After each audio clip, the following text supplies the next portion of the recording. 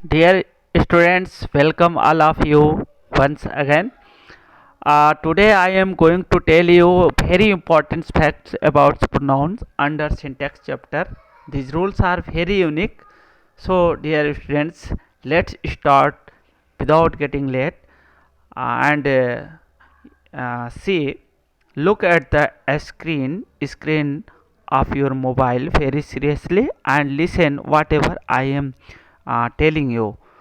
तो सबसे पहले जो है हमने जो आपके लिए जो है रूल्स लिया है वो बहुत ही इम्पोर्टेंट है और बहुत ही यूनिक है। इनको जो है अवश्य आप इसके बारे में जानें। यह आपको होल लाइफ आपके लिए बहुत ही बेनिफिशियल साबित होंगे। जैसे पहला जो है रूल हम लेते हैं। पहला रूल बहुत ही यूनिक है।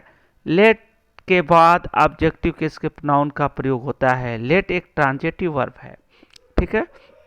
यह ट्रांजिटिव वर्ब है लेट, और लेट के बाद जो है लेट के बाद हमेशा अगर कोई भी प्रोनाउन आता है तो वह नॉमिनेटिव केस में नहीं, ऑब्जेक्टिव केस में आता है, ओसी में आता है, ठीक है। ऑब्जेक्टिव केस में आता है, ऑब्जेक्टिव केस में जो है आता है।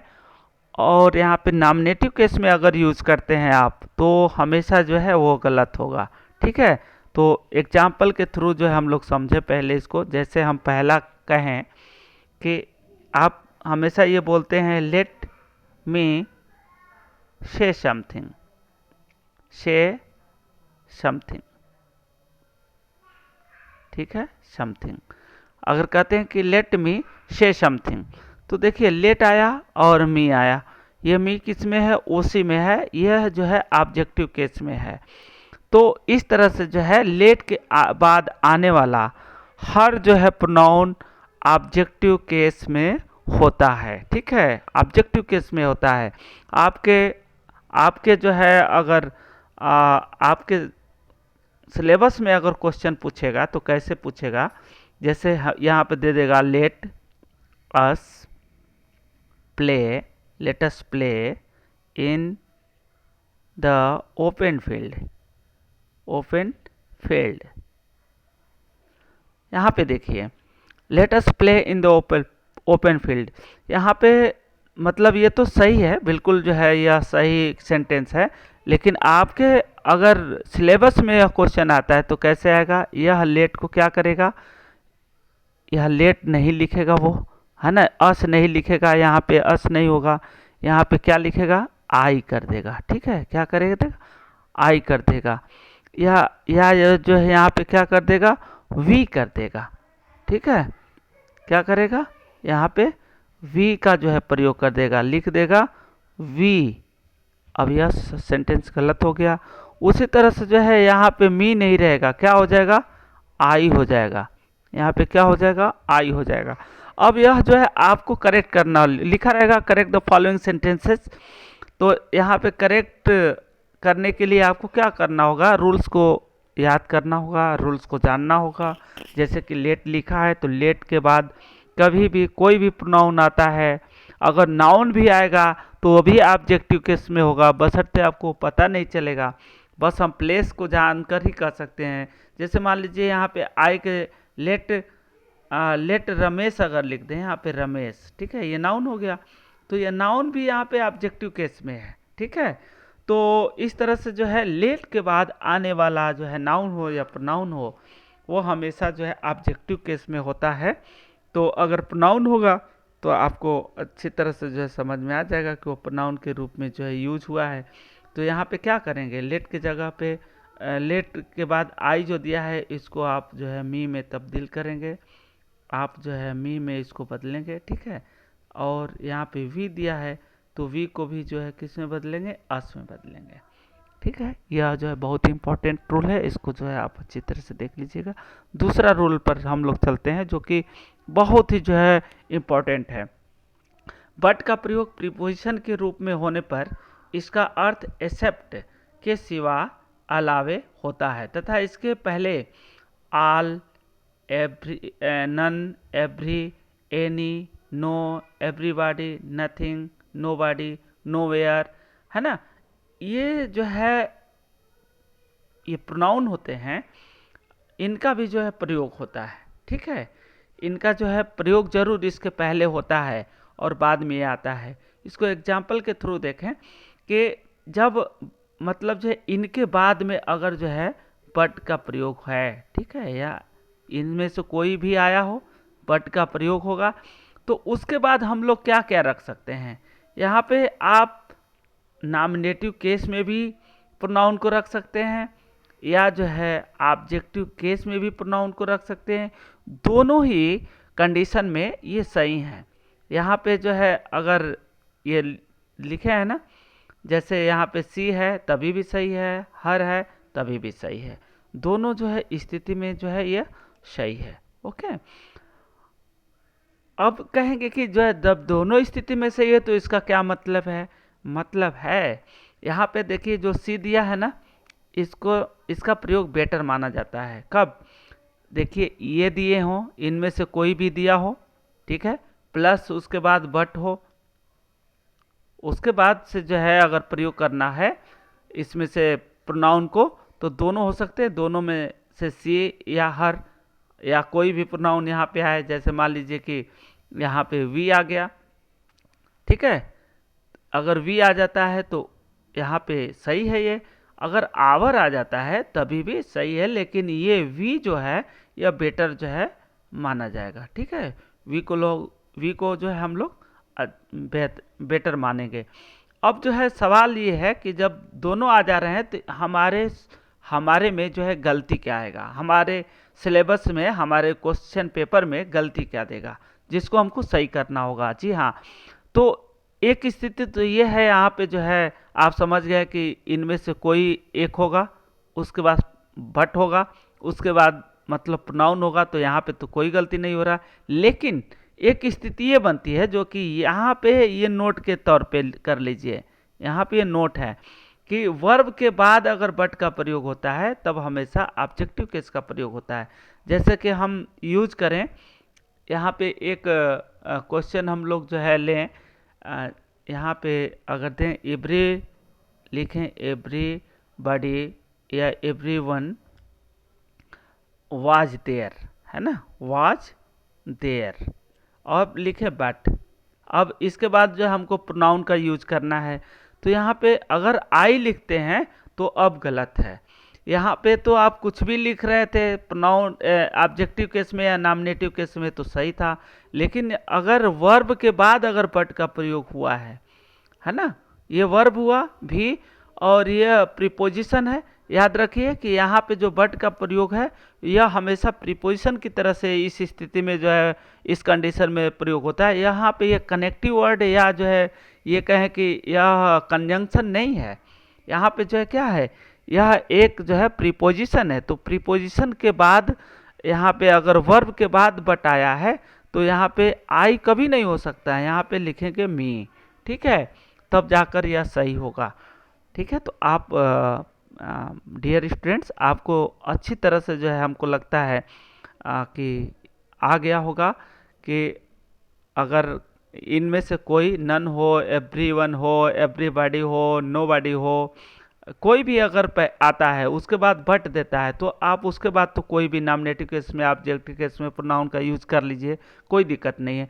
लेकिन अगर इनको देने के बाद बट को जो है वर्ब के बाद लिखता है, जैसे कि हमने यहाँ पे बताया है, तो यहाँ पे जो प्रोनाउन आएगा वो हमेशा नॉमिनेटिव केस में नहीं बल्कि ऑब्जेक्टिव केस में आएगा, जैसे कि यहाँ पे मी हमने दिया हुआ है। ठीक है, अगले जो है सवाल पर चलते हैं जो कि बहुत ही इम्पोर्टेंट है। ये भी देखिए, क्लास करते समय मैंने आपको बताया था, क्लास में बताया था कि यदि तीनों प्रोनाउन, ठीक है, तीनों पर्सन के प्रोनाउन, जैसे मान लीजिए कि सेकंड पर्सन है, ठीक है, और उसके बाद से थर्ड पर्सन है और प्लस जो है फर्स्ट पर्सन, अगर ये तीनों जो है प्रोनाउन आते हैं एक साथ किसी सेंटेंस में, तो जो नॉर्मल कंडीशन होता है, जो बिल्कुल जो है सहज सेंटेंस का मतलब कोई अगर उसमें कंडीशन नहीं है, नॉर्मल वे में इनका प्रयोग जो है ऐसे होता है। 231 हमने आपको बताया था, 231 के सेंस में होता है, जैसे यू, ही और यहाँ पे लिखें एंड आई, ठीक है, ऐसे लिखा जाता है, यू, ही एंड आई, हो गया। और इसके बाद से आपको कुछ भी लिखना है, आर फ्रेंड्स, आर फ्रेंड्स, ये सेंटेंस बिल्कुल सही है। अगर इनका जो है आप क्रम जो है चेंज करते हैं, इस सेंटेंस में क्रम चेंज करते हैं, जैसे ही को आपने पहले लिख दिया या किसी को इधर उधर किया, तो यह सेंटेंस जो है गलत हो जाएगा, ठीक है। तो नॉर्मल वे में जब हम एक समान स्थिति में, कब, जब कोई भूल न हो, दोष न हो, अपराध न हो, उस स्थिति में अगर इसका प्रयोग करते हैं तब इनका जो है क्रम जो है 231 होता है, ठीक है। लेकिन अब जो है हम जो आज जो आपको सवाल बताने जा रहे हैं उसके विपरीत जो है बिल्कुल उल्टा है, कि अगर ये तीनों प्रोनाउन किसी सेंटेंस में प्रयोग होते हैं और जो है उनका जो है प्रयोग भूल, दोष, अपराध का बोध कराने के लिए हुआ हो, तब जो है इनका प्रयोग जो है क्या होगा, 123 होगा, ठीक है। अब 231 नहीं होगा, इसको याद रखिएगा, 231 नहीं होगा, 123 होगा, ठीक है। अब इसमें से आप क्रम जो है बदलते हैं तो समझिए कि जो है गलती बिल्कुल जो है गलत हो जाएगा। जैसे देखिए हम लिखते हैं आई, कामा, यू एंड ही, ठीक है, एंड ही आर क्रिमिनल,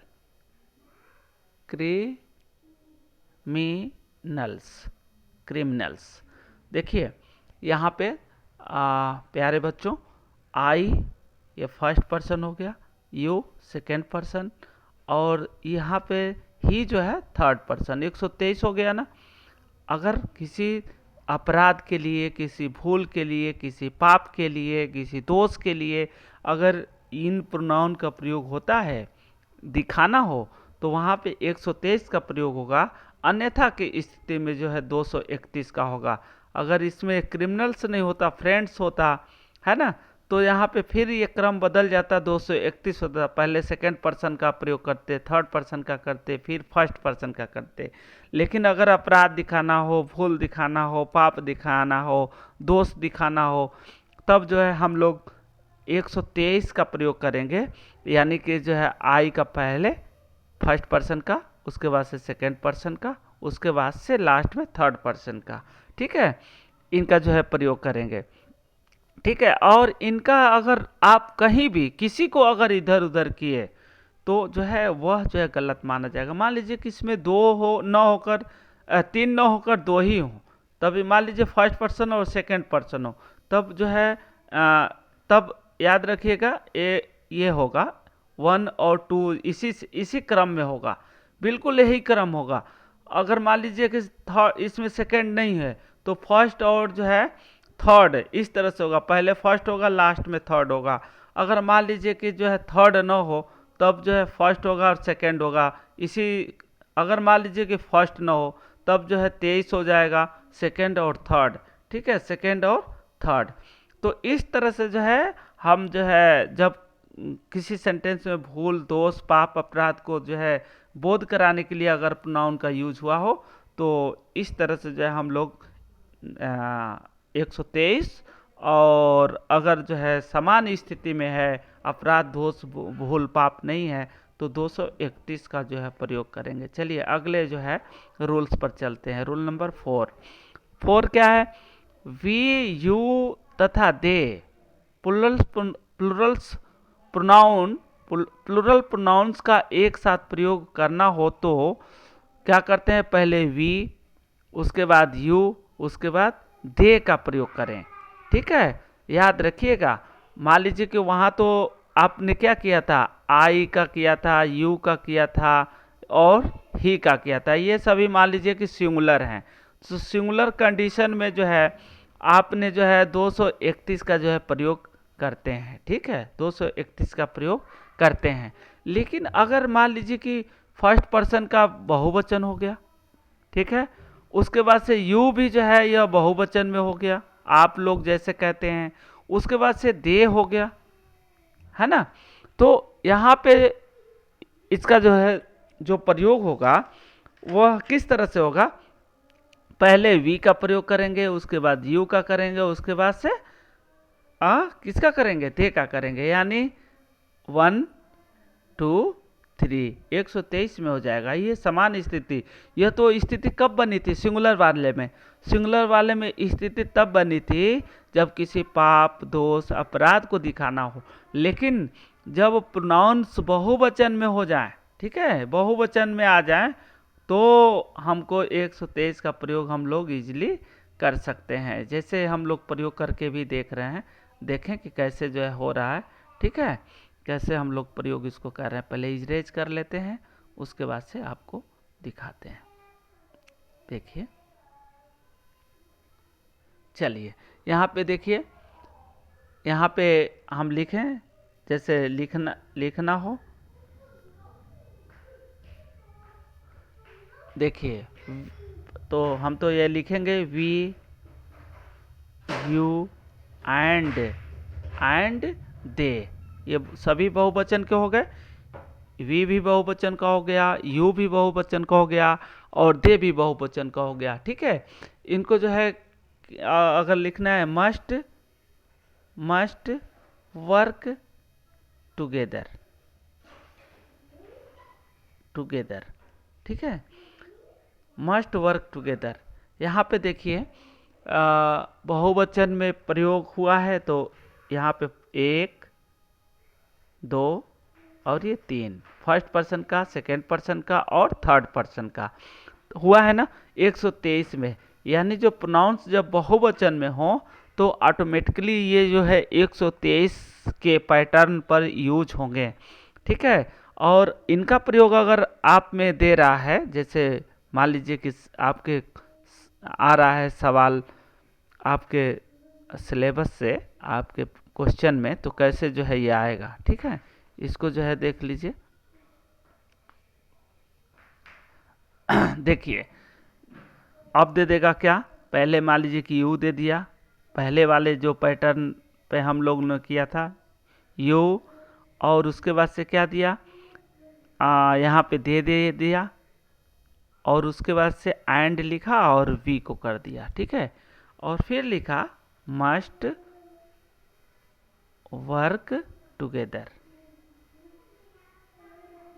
अब देखिए प्रिय छात्रों, यहाँ पे अब ये क्रम अगर 231 वाला देखेंगे, तो मान लीजिए ये रूल आप नहीं पढ़े हैं, तो आप सोचेंगे कि 231 तो बहुत ही सही है, यू दिया है पहले, थर्ड जो है दूसरा नंबर पे, और वी को जो है फर्स्ट का जो है तीसरा में। 231 रूल बिल्कुल सही है, जो कि टोटली गलत होगा, क्योंकि जो है बहुवचन के कंडीशन में होने पर ये जो है क्रम बदल जाते हैं, 123 के क्रम में होने चाहिए। इसलिए आप क्या लिखेंगे, जैसे कि मैंने बता चुका है आपको, उस जो है स्थिति में ले जाएंगे। पहले वी को लिखेंगे, फिर जो है आप जो है फिर यू को लिखेंगे, एंड से जो है दे को जोड़ करके, और फिर इसको जो है आप करेंगे। आइए जो है चौथे नंबर पे, जो कि बहुत ही ये भी इम्पोर्टेंट है, दे रहा है सच एज के बाद नॉमिनेटिव केस के प्रोनाउन का प्रयोग होता है, न कि ऑब्जेक्टिव केस के, ठीक है। अगर सच एज जो है दिया है सेंटेंस में, तो उसके बाद आने वाला जो है कोई भी जो है प्रोनाउन होगा, तो वह किस में होगा, नॉमिनेटिव केस में होगा, कभी ऑब्जेक्टिव केस में उसका प्रयोग नहीं होता है। जैसे जो है जैसे देखिए जैसे he has no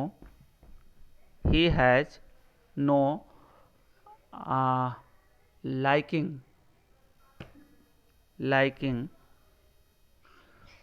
for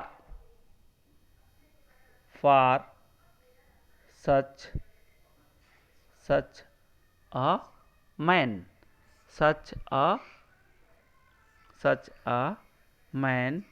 as. अब देखिए एज आया ना इसके बाद, तो एज के बाद जो है अगर कोई भी आएगा तो क्या होगा, वो नॉमिनेटिव केस में होगा। He has no liking for such a man as ही।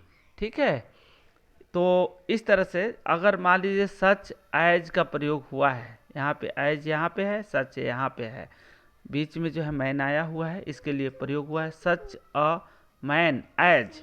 सच और एज का प्रयोग हुआ है, तो सच एज के आने वाला जो प्रोनाउन होगा वह हमेशा नॉमिनेटिव केस में होगा। आपके जो क्वेश्चन में आएगा वह कैसे आएगा, देख लीजिए कैसे जो है यह प्रयोग होगा।